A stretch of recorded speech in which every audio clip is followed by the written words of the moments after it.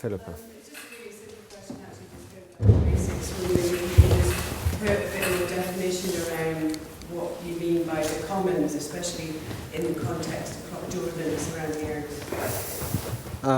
Well, I would in general define the commons as any shared resource which is governed by its user community. So I don't believe in things like the natural commons, unless there's a potential, because it actually needs to be governed by its user community. And then you need to make some distinctions, like for example, material commons, which are rival, needs reproduction, and which is what you have around here. And then the digital commons, which are reproducible at marginal cost, which are non-rival and can be spread the world over without worrying about, stealing or because the more they're used, the more they're worth, right? So the idea that I defend is as a mode of production is if it's light, it's global. If it's heavy, it's local. So the making is local, but the intellectual work is done on a global basis. So the people here in the Fab Lab, in WeCreate,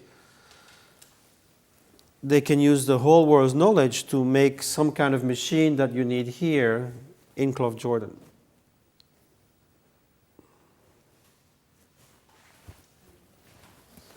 Yep.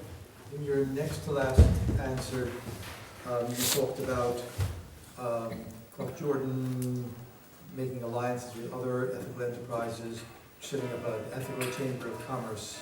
Yeah.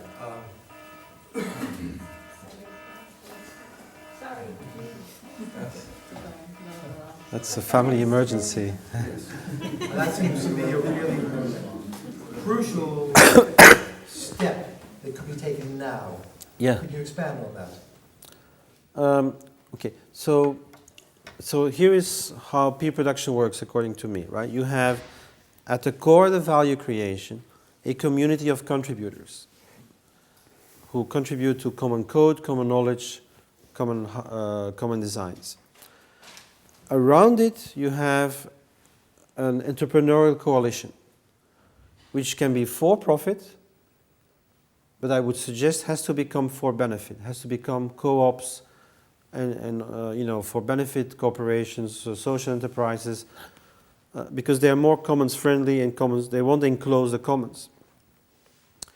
And it's these people that I call the ethical entrepreneurial coalition. These people should organize local and global. And global as well, because we have no force today that's a counterforce to the multinationals.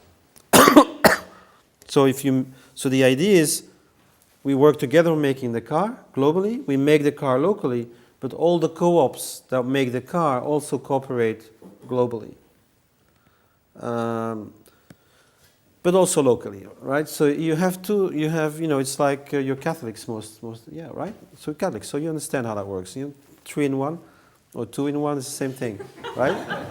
We're commoners, contributing to the commons, and we're cooperators, creating our livelihoods. We are global, working with our minds, with other minds, and we are local because we are living here in Cloughjordan. We're the same person, right? We just have different aspects. So we have to organize at both levels. I'm organizing with you because we live in the same place, but I'm a software engineer who I'm organizing with other software engineers because we're making the same car at a global level. We're designing the same thing. And there's no contradiction. This is just aspects of our being. Yes, Greg. Just maybe could you talk about, obviously if there is a collapse, a key part of it is the economic collapse and the money system that we use at the moment and the compound interest and how basically money doesn't exist to a large extent. So how does a trading system fit into a commons and a cooperative structure? Well, here's the good news, and that's Bitcoin. Because, I'm very critical of Bitcoin for a number of reasons. But what Bitcoin has done has shown us that we can create a global, post-Westphalian, scalable digital currency. So the P2P Foundation is working with the Catalonia Integral Cooperative. We have a strategic partnerships on a big project that we're creating a commons-based cryptocurrency. It already exists, but we don't want to spread the news right now. That we'll use it as a capital currency.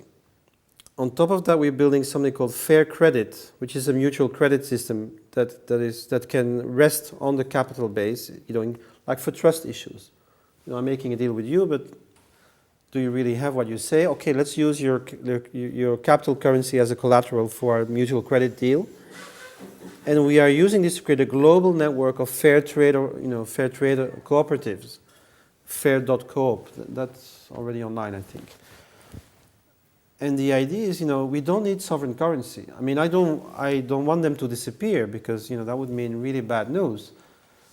But, money is just a token, right? It's something we need to do our accounting together. That's what money is.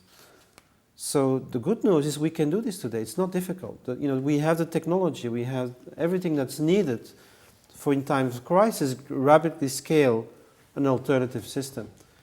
And we could have more than one system. There's no reason there's only one system. You look at the Middle Ages, there were thousands of currencies. Every city has its own currency, right?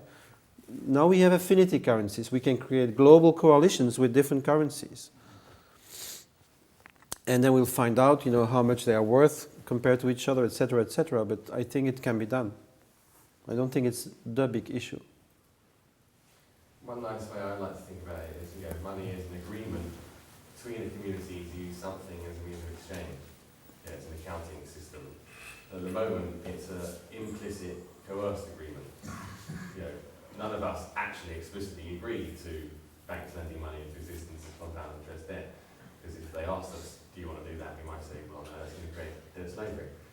And it has. But there's nothing stopping us, as Michel's saying, starting explicit free chosen agreements to use some other accounting system.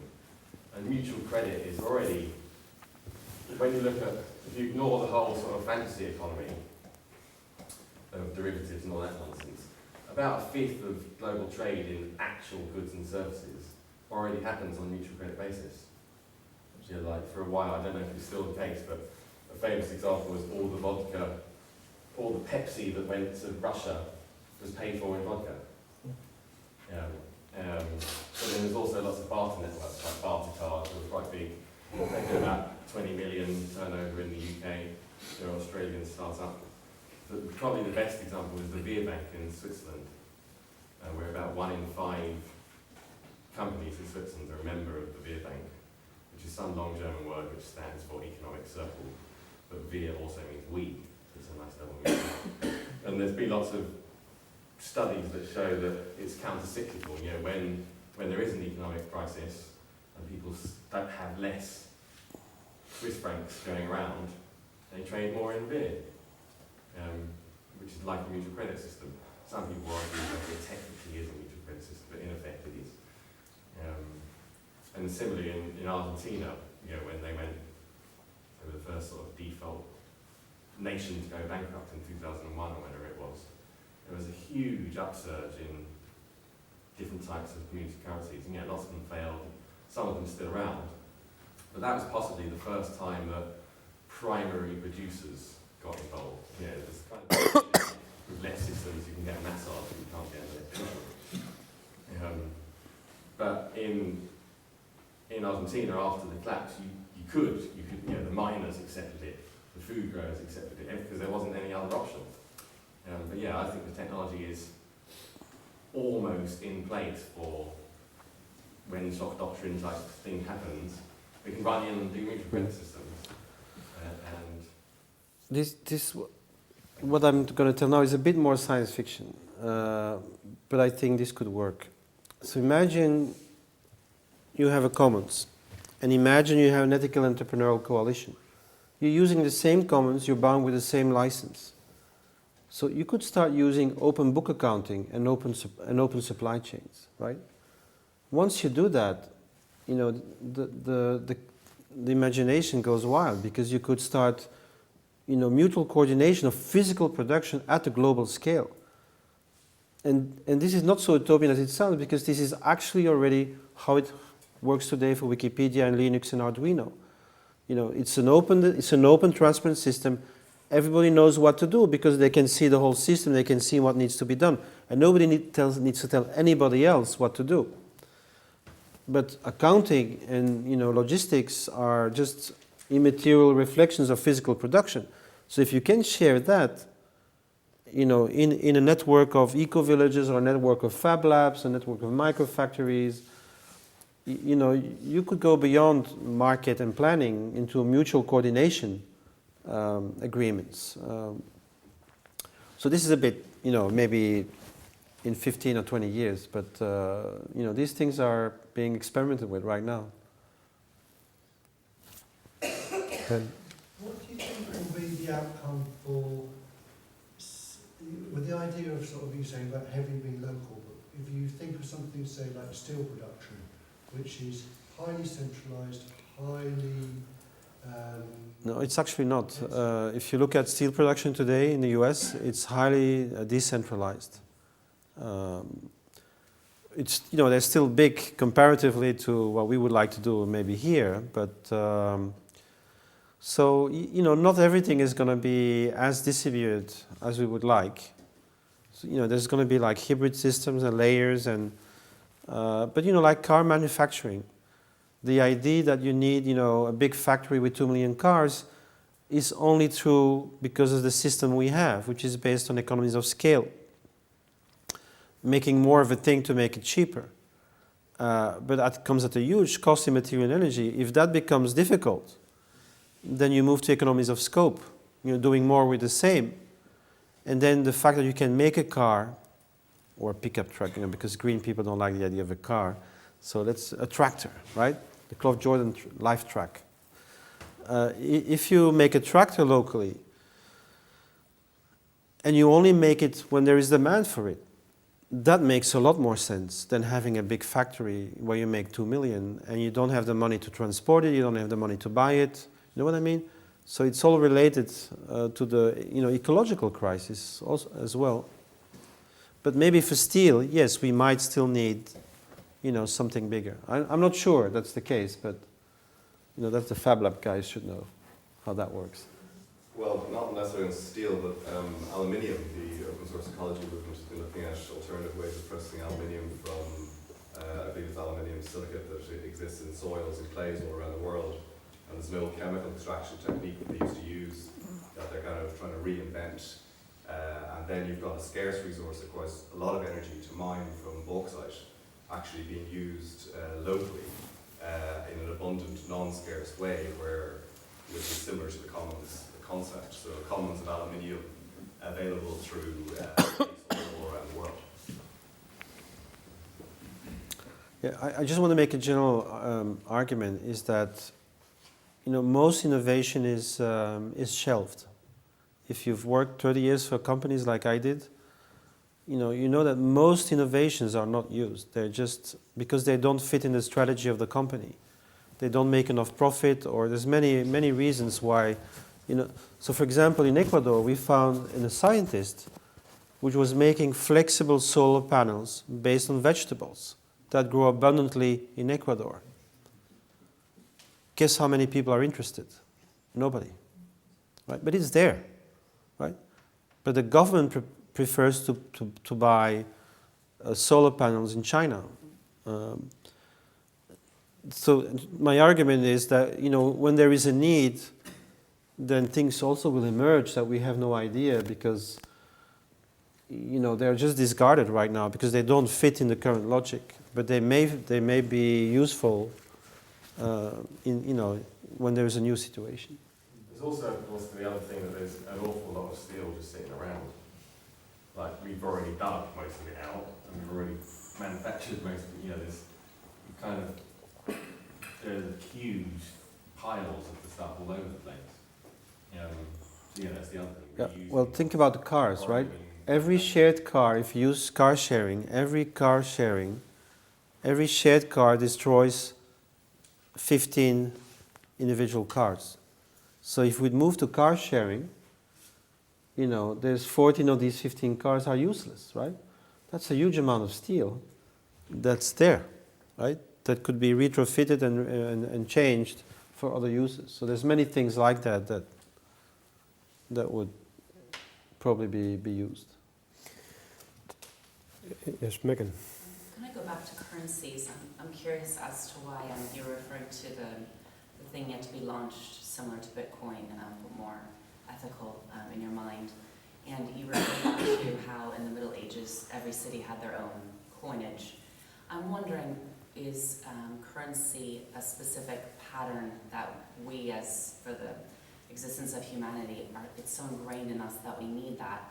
Or because you were talking about how the world would then value each currency that we come up with in the future. Why do we need currency? Why can't we just do a bartering system and that you live in a country on the other side of the world and you have the service that I need and you need to get the service from me, you know, because we have the technology to do that? Why do we need currency? Well, I think it has a lot to do with information, the cost, the complexity of being able to compare without the technology we have today. So a currency is something that hides all that complexity in one figure. And it happens naturally through all the exchanges that people make. So in effect, it's a point system. Yeah.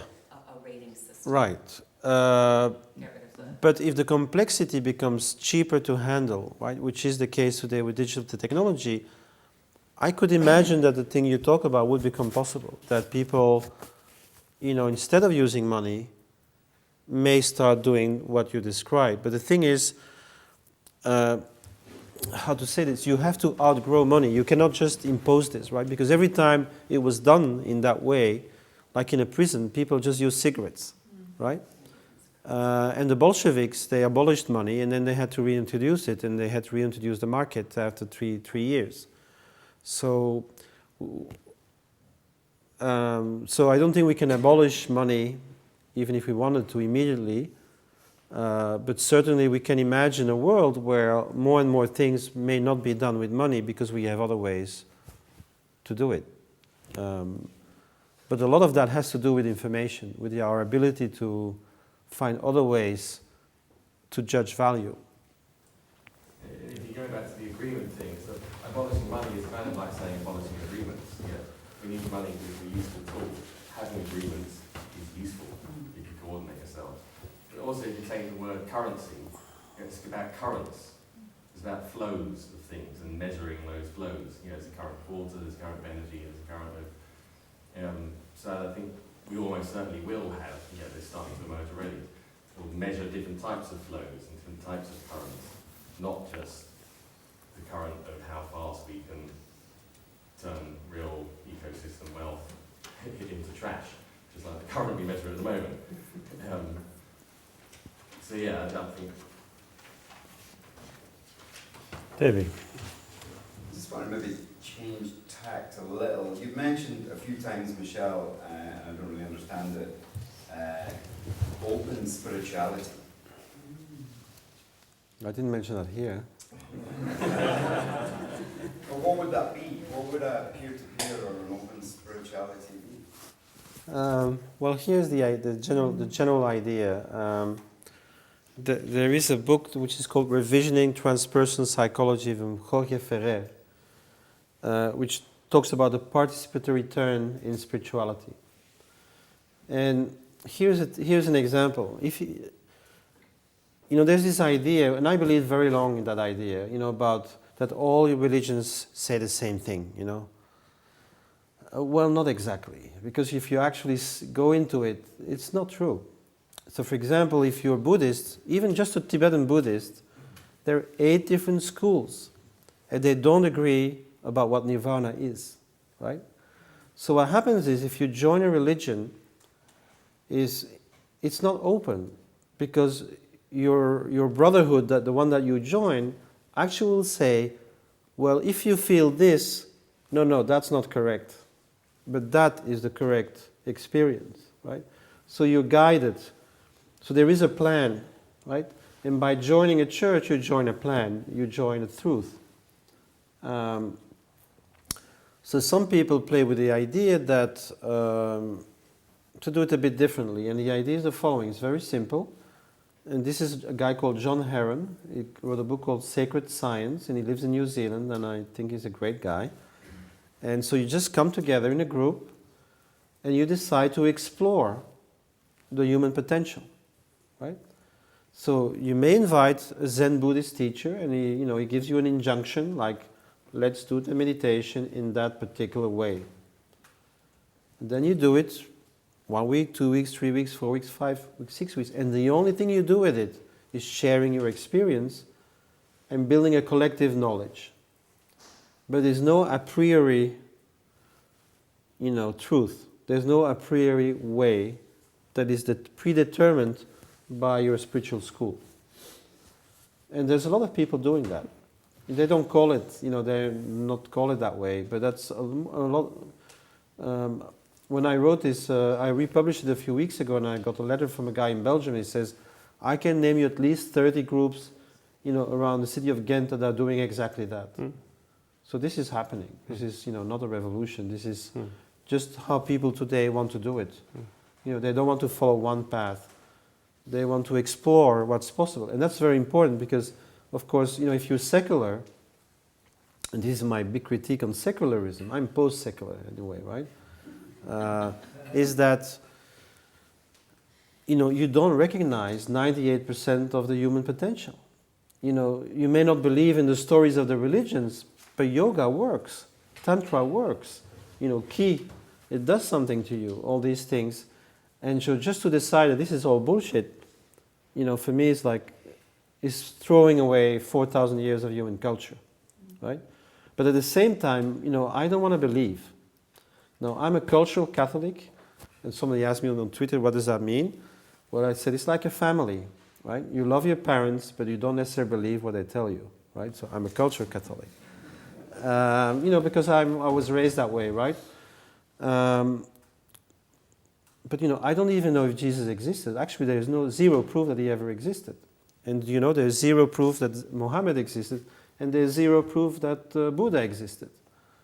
We all tend to believe they exist because for thousands of years people tell us they existed. But you look at the last 30 years of historiography, there's no proof. So you can believe it or you cannot believe it. I don't mind. Even if you don't believe in them, some of what they purportedly said is really interesting and worthy. But I don't want to believe. I want to experience in an open way what the human body-mind is capable of.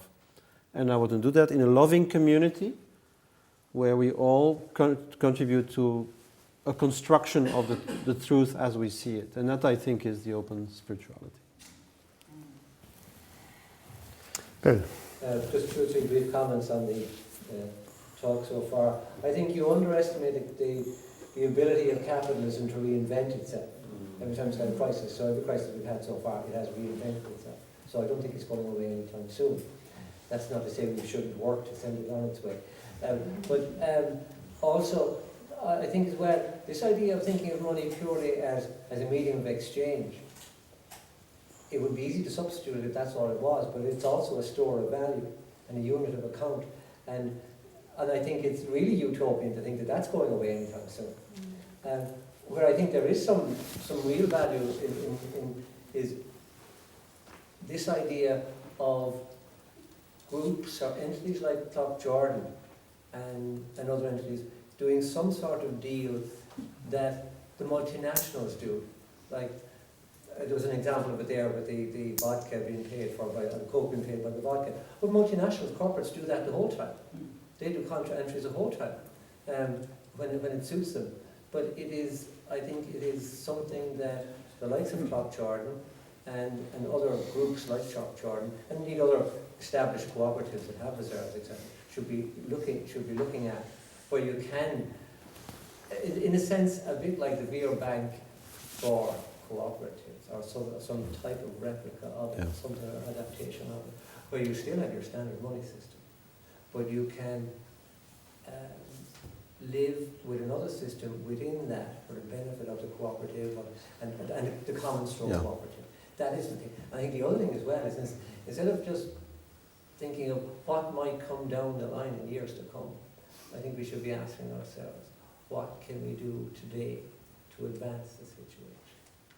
To advance all vision. Well, I fully agree with that.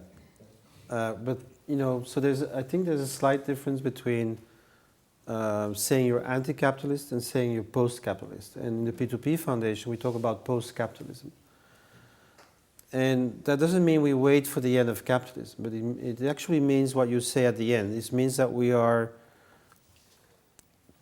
changing our life right now in ways that we want, within the possibilities of the system, and transcending it as much as we can in as many fields as we can, right? And that's all we can do. And I think revolution are organic events. They're not planned events. You know that Lenin, about a month before the Russian Revolution, wrote a letter to someone where he said, unfortunately, I will not experience revolution in my lifetime, right? So he had no clue that this would happen 1 month later. French Revolution, nobody had a clue that this would happen. So revolutions are organic events that happen because the old system does not adapt to certain challenges. And so I don't believe in waiting for revolution or even wanting it, because we know that when it happens, you know, I'd probably be the first one to go to the gulag, right? The revolution tends to eat up their makers. But I think what we can do is, within a declining system, and I'm less optimistic than you about the capacity of capitalism to reinvent itself, because then I would answer, well, I think you overestimate the capacity of an infinite growth system to exist infinitely. I just don't believe it. I don't think it's physically and mathematically possible. And so to build in the womb of the old system, to build the new, and to integrate the patterns as much as we can. And if you look at the last change, which is the end of feudalism, it took 4 generations. And we don't have that time, right? But I think the internet greatly increases the speed of potential change. Because of this, real-time connection of huge numbers of people in the world that can work on problems that are instantly available if you care to look for them, I think we have a chance to do what we want much faster than ever in the history of mankind. If I may, there was one other thing I forgot to say, but I think it leads into what you were saying there. Is that you mentioned also politicking, right? Now, bringing the message forward. Now, I think that's where the rubber really hits the road for a community like Cloughjordan, I would suggest. That if they want to, obviously I don't live in a village, but I would admire what people are doing here. But if as a group of people here, we take the question, does their common vision translate into a common politics? Mm. Because if it doesn't, they're probably doomed to live in the closed pocket. And I don't just mean that in terms of Cloughjordan only, but I mean all communities like Cloughjordan. If their common vision doesn't translate into some sort of politics, they're probably doomed to be isolated. But looking at a lot of lifeboat communities. Yeah, so the opposite of that, and if it does translate into some sort of common topic, then you can really get in gear and be transformative on the bigger stage. This leads into something that has been concerning me for some time, because there were a lot of co-ops in the 70s that were set up as worker co-ops. And if you look at them now, there's a lot of people in their 50s and 60s that are all coming up to retirement age together. And when you talk to them, it's clear that they only ever saw themselves as an exception to capitalism. They never saw themselves as an alternative to it. Now, I've always believed in the cooperative movement and taking on board your points about the commons. And I've always believed in this as an alternative to capitalism, and that therefore as an alternative it has to be ready to step into the breach. My concern, I'm not sure you share this or not, is that too many of our cooperative and commons groups are just exceptions, and they're not geared up psychologically, economically, or culturally to step into the gap. Yeah, I share that concern. But I think we have to look at young people, like always. It's not. I'm a bridge person, right? And many of us are bridge persons. But today the biggest problem is people of my age who have known defeat after defeat and have become cynical. And they spend all their time arguing why we can't change. And the universities are full of them. These people, they're not going to help you because they're the product of a defeat. 68 was a political defeat. It changed many things, but it was a political defeat because they really thought they would change the world. And so they retreated in the university. And they were attacked from all sides, and they started talking about micropolitics and this and that, and there was a retreat. Change became, field of change became smaller and smaller and smaller, and then they hardened in this position. So it's the young people that want to change things. This has always been that way, and we can help them. But it's not going to come from us. Yeah. But Bill, it seems to me, put his finger on something that's a great weakness of this new world that's emerging, which can be very anarchical and even very individualist, but also gives great freedom and space to people to do things creatively and to sort of flow in and out of one another's lives. How do we create a common vision and common political projects? I mean, you have spoken about P2P arrangements as diffused power structures. And diffused. Diffused. Yeah, diffused, yes. Now, but these are diffused power structures facing very firm and hierarchical and well-organized and extremely powerful power structures. So how can diffused power structures become a counterpower against these power structures? Look at Wikipedia versus Britannica. Look at Linux versus Microsoft. The what? The pen versus the sword. No, the thing is, so this is my hypothesis. I call it peak hierarchy, right? So mankind is born and lives in small bands of people. And it's fairly egalitarian. You have the elders, you have maybe the gender differences, but it's really fairly flat structure. And according to certain anthropologists, like the Dunbar number, so humanity loses its capacity to operate in trust at 150. Right? This is true for primates and seems to be true for humans. So when you enlarge a small community, you need hierarchy. And hierarchy is a simplification of communication. And so this is the tragedy of mankind. Until the internet, haha. Why? No, seriously. Because until that moment, big beat small. Always and systematically. But what the internet does is to enable the global coordination of small group dynamics. The average number of a Wikipedia team is 1. The average number of a Linux team is 4. And yet, these are globally coordinated, very complex artifacts that do things that Capital cannot do. Capital could not do Linux. Capital could not do Wikipedia. Britannica was much, much smaller than a Wikipedia. No capitalist media company can do YouTube. It's impossible. So we have reached a point, peak hierarchy, where the global coordination of that diffuse power can actually beat big. Distribution can beat big. But I think there's another issue, and I feel, not confused, but of two minds about this, let's call it that way, which is within peer-to-peer, we have a big discussion about horizontality.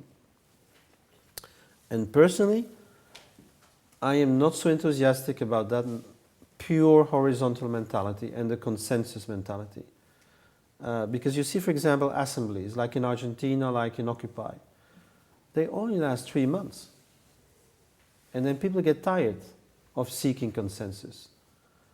And what happens generally is that only the people with the most energy stay, and they become the new elite, or the thing just collapses, right? And I think this is a big issue within the movement, is that as soon as somebody says, we need to do this, and then somebody else will say, oh, no, no, no, no, no, no. And nothing happens. So this is for me a big problem. And I don't know how to solve this. I don't know how to solve this, but I think we do need hybrid mechanisms, where sometimes, we can be as one. We can strike, if you like. Because, as what you say, the enemy is like that. And, we need to be able to because, in war, speed is of the essence, right? Speed is of the essence. If you don't know what to do and you're seeking consensus, and the other side know exactly what to do and where to send their soldiers and where to send their policemen and which streets to block, you have already lost. So, but we can't go back, to the Bolshevik system either, right? So it's I don't think we've actually quite solved that contradiction yet. If anybody has a solution, maybe it's the viable systems theory model, let me know. Now I make it 9:05. Do people want to go on, or do people want to break up into smaller, more informal groups, or can I get any guidance about where we're at? And what would Michel like to do? I'm your servant. So for me it's okay, whatever you decide. Give it another 10 minutes in this one group. Could I pose a scenario? All this talk about the internet being very enabling, I can't help but wonder, the folks, when the printing press was invented, and it started becoming public, did the folks back then not think that this thing is going to change the world and it's going to be so egalitarian and agent for egalitarianism and da-da-da-da-da? I don't think we should assume that automatically that just because our Finnish friend invented Linux and gifted it to us, right? That's not going to see Apple disappearing off the stage, or it's not going to stop Ireland being a tax haven for Apple, and all that sort of other carry-on, I don't think we should assume that it's going to be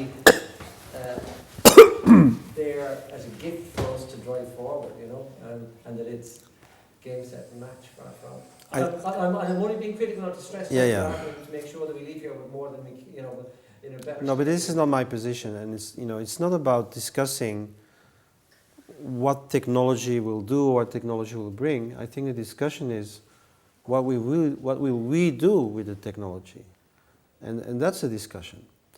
And from an activist point of view, I think this is what we should do with the technology. We should use it as a weapon and a tool to self-organize, to do all kinds of things that were not possible before. And the other side, thinks differently. And they're also using it. The printing press was used by the Catholic Church, right? Luther said, thank God for the printing press. And the Pope said, okay, well, we need to use that for the counter movement. Nevertheless, 200 years after, society was completely different. It wasn't an utopia, and I'm not expecting an utopia. But I think we can get a better social contract, a better social deal than what we have now. Because we're, in Europe, we're pretty FUCK'd. I mean, it's... Not as FUCKED as we are, but yeah. But yeah.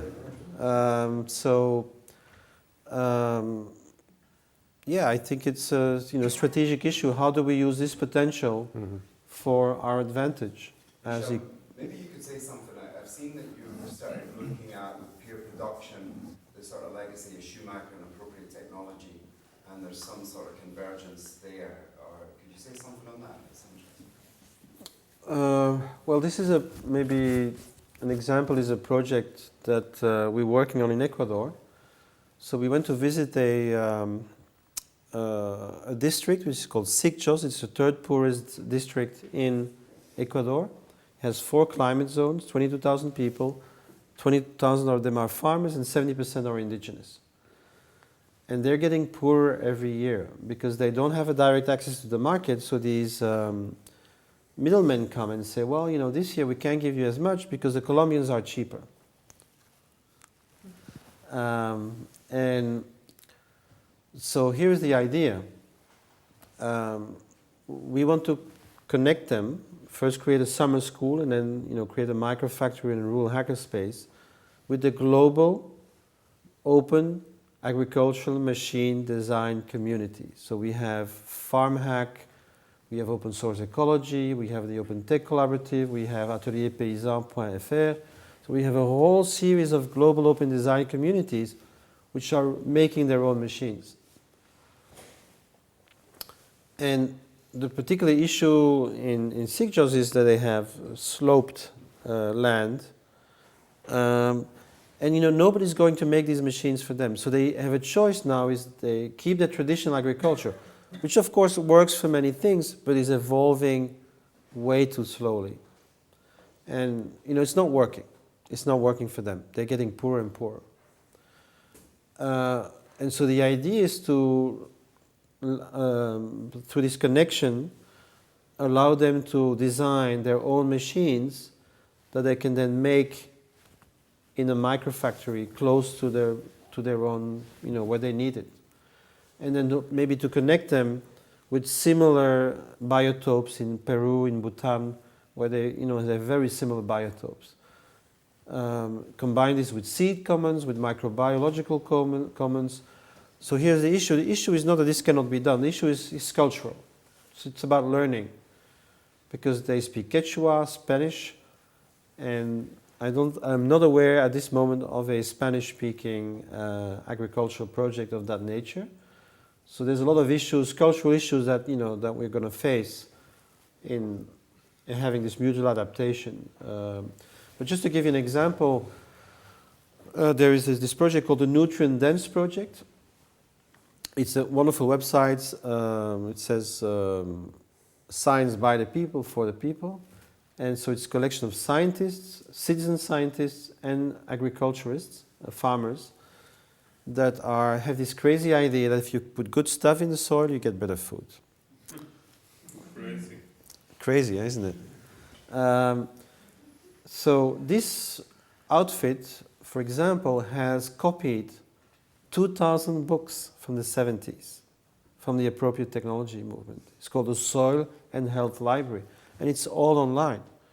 So this knowledge, you know, which was in danger of being lost, can now be reused in the digital age at a much larger scale than it was in the 70s, and at a much more rapid innovation rate than it was in the 70s. And obviously, you know, if these Native Americans are going to redesign their machines, they're not going to redesign the same machines as a John Deere company, right? They're going to do it for them, appropriate for their needs. In a way that the company just wouldn't do it.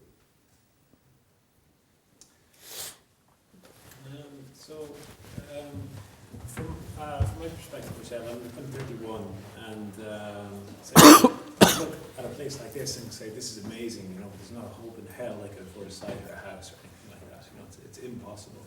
So you've got the kind of general destruction of the middle class, you've got the rise of the precariat, and so many people are in these in-between positions, and if you were to look to get onto the property ladder, you're pretty much looking at enslaving yourself in a wage slave kind of system. And so, while looking at that, I started looking at what the P2P world is doing and how you might be able to use dynamics of this type to sidestep that through the creation of spaces like this that utilize events of very intense value creation. So singular events, say we have European juggling conventions where 6,000 people get together, pay 150 euros a ticket, that's 800 grand, you know. Okay, that's enough to buy a property and get started. You can grow your food, internalize the costs. If around a convention of that size you pump 10 million into the local economy through buying food and other resources, you could actually take the production of those in-house and you're increasing an amount of value. You're basically capturing a value as a community that allows people in positions like my position to actually have a place to live, you know, and build spaces like this. Now I know you have an understanding of Foria de Exio, the system in Brazil, which is and maybe you could speak a little bit about that, about the problems that it has and what you see as the potential for this area.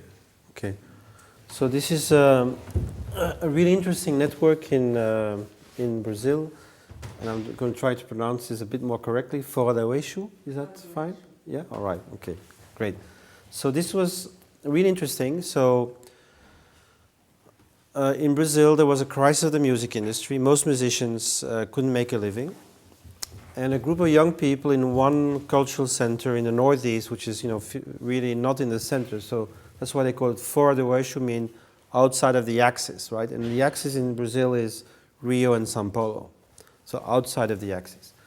And so what they did is mutualize the means of production for music makers. So what they do is, for example, organize the concerts, organize the festivals, build studios. And to do this, they use 4 different currencies. And I'm not sure about all the currencies, but one of the currencies is a time currency. So if you do something for Fora do Eixo, they have a credit card, you get this money, recognition of your effort on your credit card, and you can then reclaim these number of hours from the network. And they have, I'm not sure about the details, but they have 4 different ones, with 4 different functional currencies within the system. And so the way it works is it's a viral system. They have 4 functions. The money, the bank, Fora do Eixo Bank, the school, the Fora do Eixo University, which is an open education system, the media, and the party. And the party is a degrowth party. So their aim is good living, and they're growing tremendously. So they went from just one center to at some point they had 300 centers, and they have 15 communes. Now in the communes, it's like totally communistic in a way, right? So if you live in their communes, you basically don't need money. They actually have like a bag or a chest, and if you need money, you just take it and you use it for buying clothes and stuff.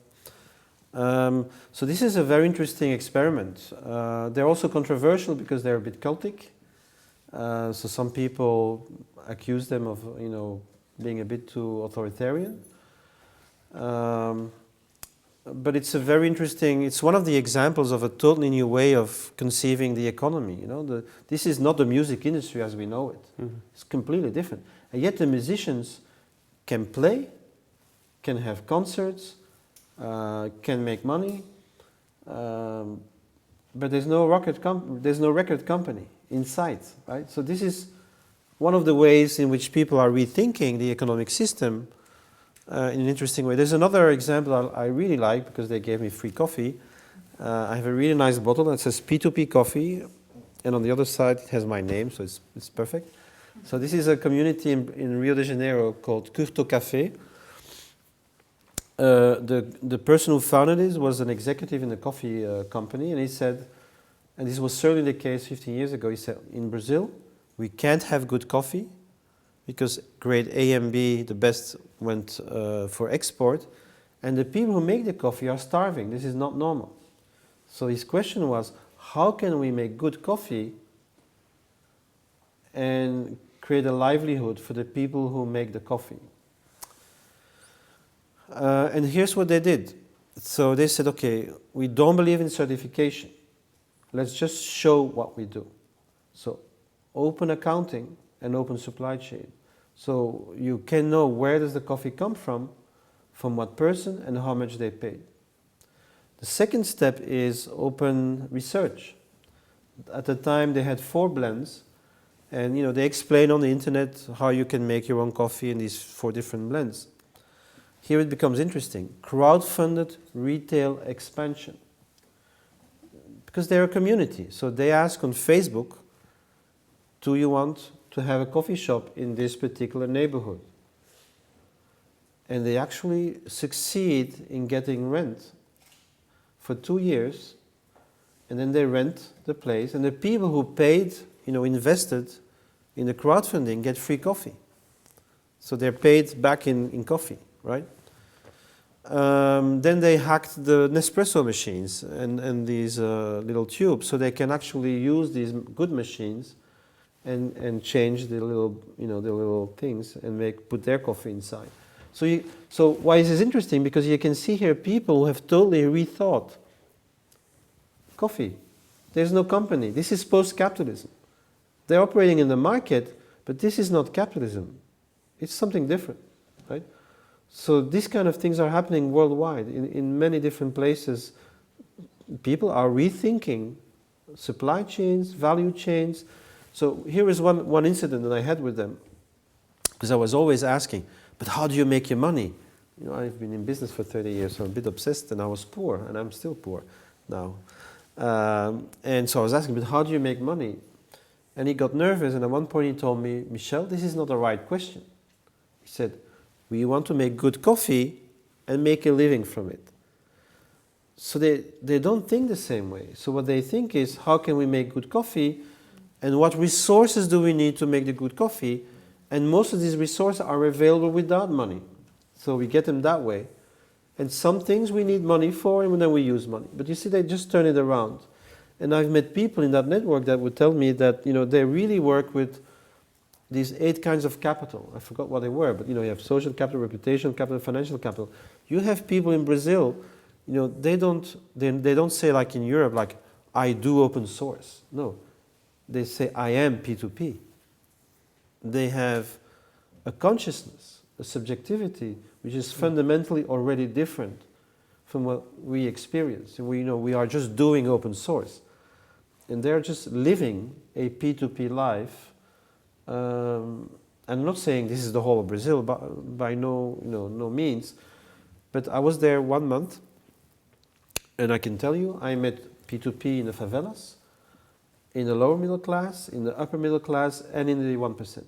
I visited places where they had totally innovative practices at all levels of society. And this for me, I always say to Janice that Brazil is the most P2P country so far that I've seen. And why is that? Because they don't have legacy systems like us. So they can go directly, from leapfrog to these new ways of thinking. But I think on that point we should begin to draw to a close. It's a very good point to draw to a close, because I think we've come back out of grand schemas about how we organize society, the market, the state, which are extremely important. But ultimately, it does depend upon a new consciousness. And you've just been giving us an example of immense creativity, the creativity that can flow from a new consciousness, which is committed to doing things in new ways, in ways that develop the new potentials of these peer-to-peer type approaches, and are at the service of a new sort of society and of livelihoods, of new forms of community living. So I think we've had a fascinating conversation. Michel, thank you very much. Thank you. And let the Sorry conversation for not looking continue. at that side of the room, but conversation.